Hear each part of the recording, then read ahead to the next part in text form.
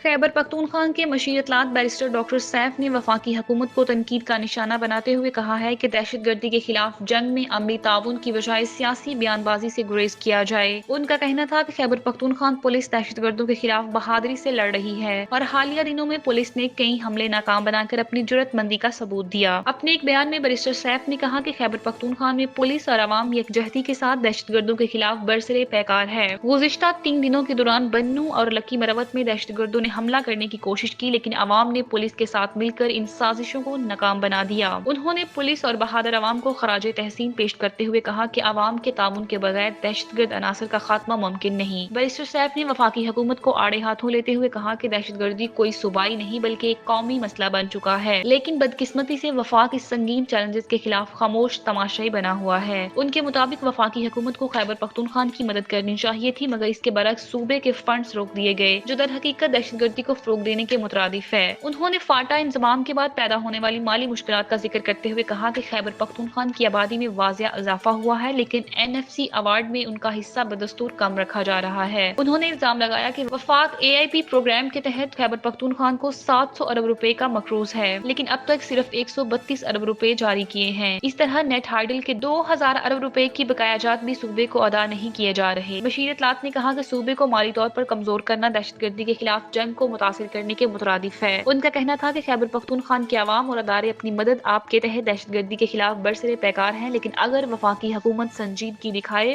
और अपना आईनी और मौली हक फराहम करे तो दहशतगर्दी के खिलाफ जंग मजीद मौसर अंदाज में लड़ी जा सकती है।